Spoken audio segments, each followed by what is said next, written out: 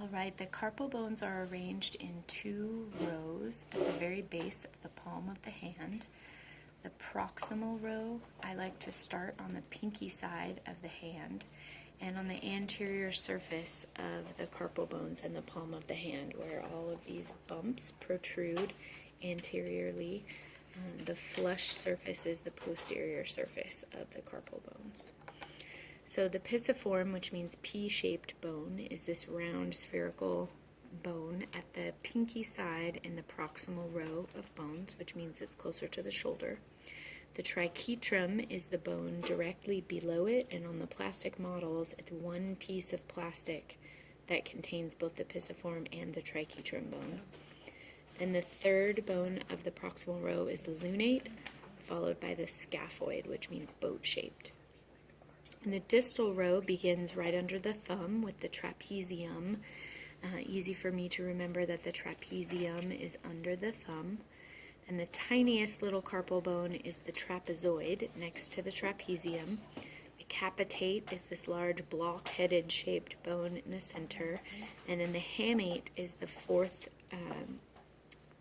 bone in the distal row, and it has this hook feature. So the hook goes with the hamate bone.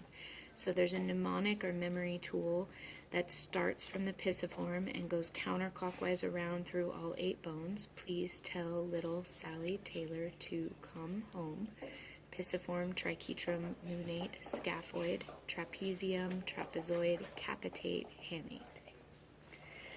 The metacarpal bones are in the palm of the hand, and they're named after the digit to which they belong.